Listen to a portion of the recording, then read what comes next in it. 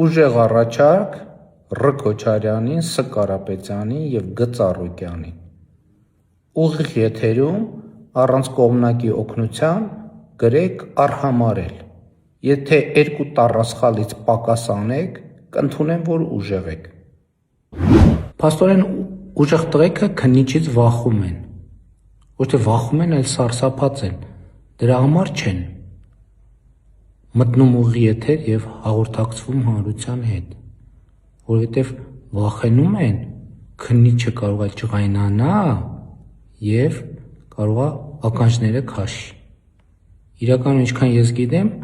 քննիչը պարզաբանել է, որ թույլ է տալիս, մտեք ուղիղ եթեր, ուժեղ տղեկ, մի վախեցեք քննիչից, չի ծեծի։ Հիմա Հայաստանում քննիչները չեն ծեծում մարդկանց, էդ դուք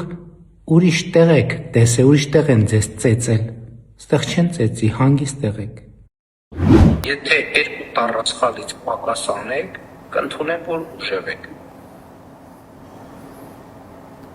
Ուժեղ կշտացնող առաջարկ Ն. Փաշինյանին,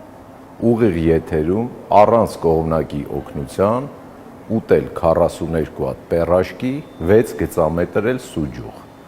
Եթե կարեցավ, ուրեմն ուժեղ է։ Ես հավատում եմ, որ կարա։ Անգամ եթե գործը այդ լավ չի գնում ու տեսնում ես, որ պարտվում ես ընտրություններում, պետք է քեզ պահել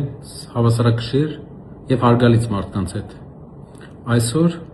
Հայաստանի վարչապետը փողոցային ձևով, փողոցային բառապաշարով հարցնում էր, թե որն է մեր ուժը։ Մեր ուժը դա մեր ծրագրերն են ու կամքը այդ ծրագրերը իրականացնելու։ Մեր ուժը բանակի վերափոխումն է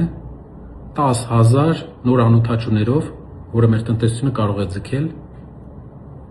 հայկական հակաօդային պաշտպանության վերաստեղծումն է մեր ուժը, որը կօգնի Հայաստանի օդը վերջապես ապահով պահել, ոչ թե մի հատ անօդաչու մինչև Աբովյան գա։ Դա է մեր ուժը ու մեր կամքը, և մենք անելու ենք ամեն ինչ, որ հասնենք դրան։ Իսկ որն է քո ուժը։ Ես վերջերս ոնց որ բնավորություն ես սարքել հայերի հետ, Հայաստանի քաղաքացիների հետ արևև խոսես։ Այցելությունների ժամանակ էլ եմ տեսնում։ Արևև մի խոսա, ոնց որ երաժշտություն ուզում ես թարգես, գողական գնաս։ Մի գնա, այլ զբաղվի երկրի վարչապետին հարիր գործերով։ Եթե արևև խոսացող էիր, մինչև վարչապետ լինել հետ խոսեիր և տեսնեինք ինչ կլինի։ Չնայած լսել եմ, մի անգամ խոսել ես, հետևանքների մասին էլ եմ լսել։